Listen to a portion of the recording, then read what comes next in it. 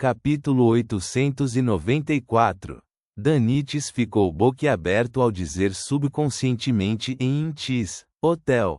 O ar pareceu congelar instantaneamente quando Danites olhou para a pele morena escura do cocheiro, o cabelo preto áspero e bagunçado, os contornos faciais bastante suaves e a expressão vazia.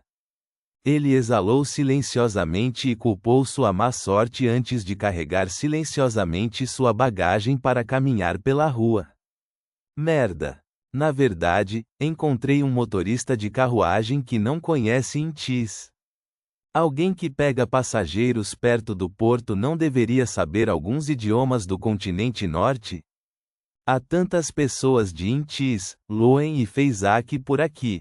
Enquanto Danites resmungava, ele olhou para frente em busca de pedestres que parecessem ser do continente norte ou tivessem heranças semelhantes, em uma tentativa de facilitar seu processo de check-in em um hotel e encher seu estômago. De acordo com o que ele sabia, o Porto Birrens tinha um grande número de pessoas de Intis, Loen, Feinapoter e Feisak que migraram para cá. Contanto que ele conhecesse a comunicação não seria um problema. No entanto, Danites sentiu que tudo isso foi construído sobre uma premissa: ele tinha que garantir que não desmaiaria devido à insolação. Esse clima de merda! Ele olhou para o céu azul celeste, nuvens brancas e o sol que não estava muito forte. Amaldiçoando com uma expressão distorcida, ele ergueu a mão para enxugar o suor da testa. Apesar de sua maldição, Danites realmente sabia que a temperatura no continente sul era considerada amena a tal ponto que mesmo chamá-la de um pouco fria não era um exagero. A razão pela qual estava sentindo tanto calor era porque ele estava usando o broche do sol. Porém, tendo acabado de chegar e não tendo entendido a situação ao seu redor, ele não se atreveu a tirar o broche para enfiá-lo na mala. Se ele perdesse o item, poderia imaginar o olhar frio e louco que German Sparrow lhe daria. Vamos, me dê algumas pessoas do continente norte. Qualquer país serviria. Afinal, sou um pirata famoso que sabe vários idiomas. Danites continuou murmurando baixinho enquanto tudo o que conseguia pensar era em cerveja gelada e icebergs que flutuavam no oceano. Enquanto ele murmurava, de repente esfregou os olhos. Ele finalmente viu alguém que era claramente descendente do continente norte. Além disso, parecia ser alguém familiar. Na diagonal à frente de Danites, em uma rua iluminada pela forte luz do sol, um jovem com cabelos loiros curtos divididos no estilo militar estava encostado em uma parede, soprando uma gaita prateada. Ele tinha olhos verde esmeralda e usava uma camisa branca que não tinha os 2 primeiros botões abotoados.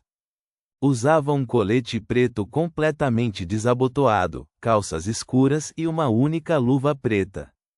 Ele não era outro senão o caçador mais forte do Mar da Névoa, Anderson Hood. Que coincidência! Esse sujeito realmente veio para Balan Oeste. Danites sentiu-se profundamente encantado, sentindo que finalmente havia agarrado uma prancha flutuante no mar. Ignorando as ações de Anderson no sonho dourado, ele se aproximou dele e o cumprimentou no discurso padrão de caçador. O que aconteceu? A caça ao tesouro não tem funcionado para você, então você começou a se apresentar nas ruas? Ele notou que Anderson estava com um chapéu virado na sua frente. Nele havia cerca de 20 a 30 moedas de latão. Algumas delas eram de Intis, sendo a maioria Delexe locais. Em Intis, Delexe significava moedas de cobre. Anderson parou de tocar gaita enquanto lançava um olhar para Danites. Esse não é meu chapéu. Acontece que passei e vi um chapéu no chão. Vendo como ninguém descobriu, fiquei um pouco melancólico e peguei minha gaita para tocar. Para minha surpresa, um grande número de pessoas se reuniu para ouvir e jogou dinheiro nisso. Um pirata grosseiro como você provavelmente não entende a beleza da música e como ela não tem fronteiras. Estou lhe dizendo, Sua capitã gosta especialmente. Pare. A testa de Danites latejava quando ele impediu Anderson de desviar o assunto da conversa. Ele perguntou: por que você está aqui? Anderson segurou a gaita e pensou seriamente. Esta é uma boa pergunta.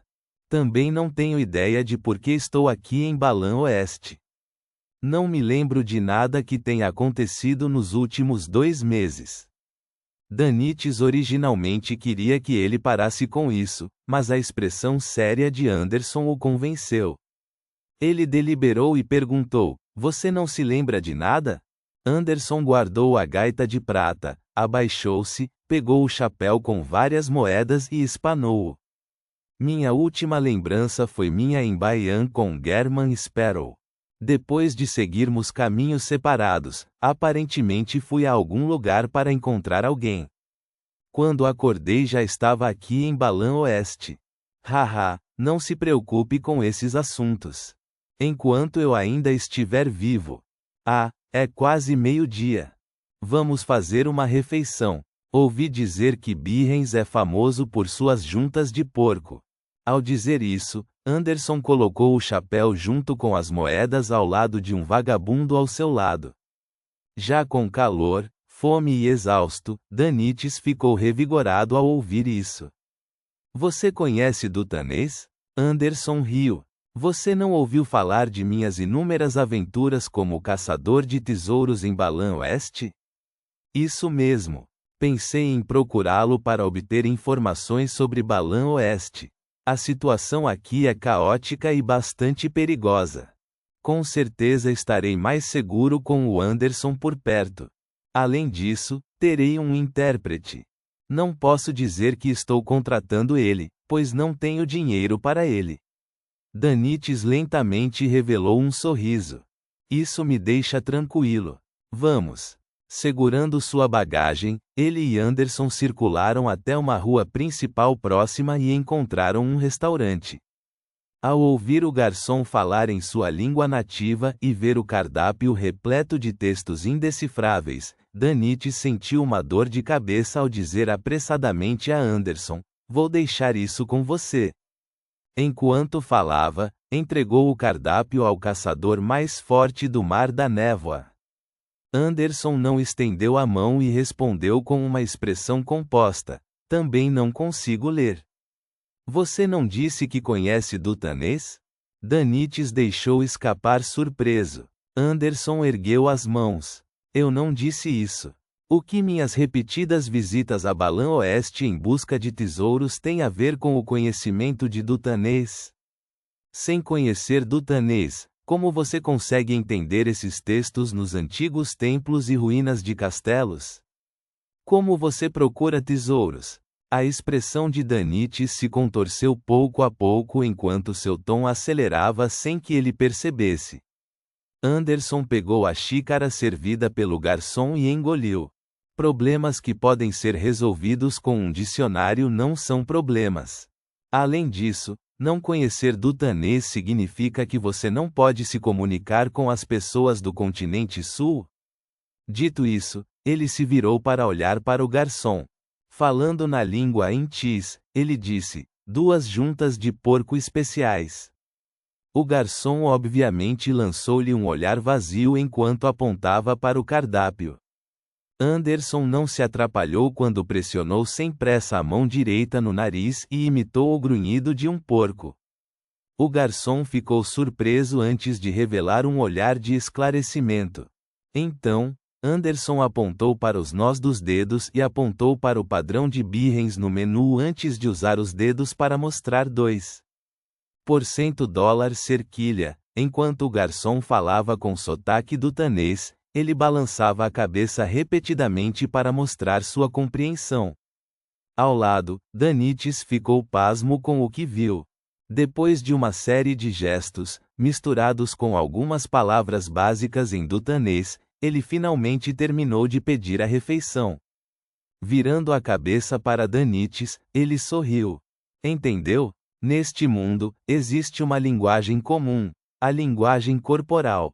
Danites observou com uma expressão congelada enquanto ele curvava os cantos dos lábios em resposta. Reticências. Uma carruagem saiu do Burgo Oeste e seguiu para o sul em um cruzamento.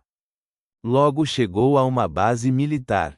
Com a carta do coronel Calvin e um oficial subalterno escoltando, Klein entrou com sucesso na base e chegou a uma praça pavimentada com taipa. Atracado nela estava um gigante azul escuro e branco. Este dirigível tinha dezenas de metros de comprimento e sua treliça tinha estruturas metálicas compostas sólidas e leves estendidas a partir dele. Elas se entrecruzavam enquanto seguravam um pano impermeável usado como almofada. Abaixo dela havia aberturas montadas com metralhadoras, lançadores de projéteis e canhões. Neste momento, a máquina a vapor de ignição ainda não tinha zumbido e as hélices correspondentes ainda estavam estáticas. Tudo parecia extremamente silencioso. Klein entregou seus documentos e comprovante de identidade ao policial de guarda na passarela.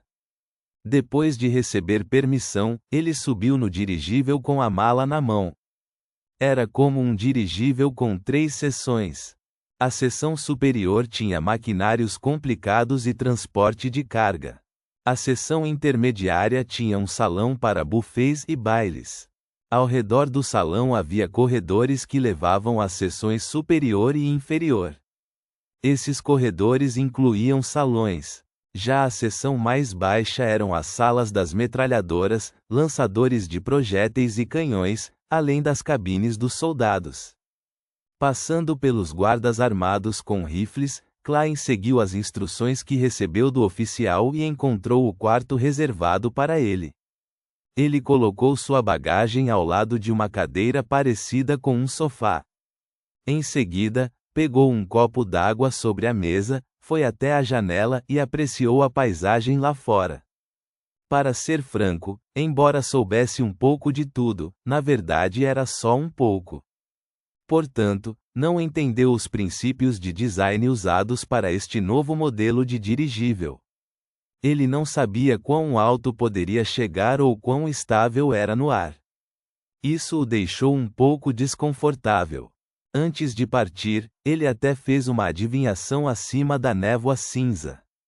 Ele recebeu a revelação de que chegaria ao seu destino sem problemas. Parece haver um cinto de segurança. A indústria mundial de dirigíveis tem muitos anos de história. Eles têm bastante experiência acumulada em todos os aspectos.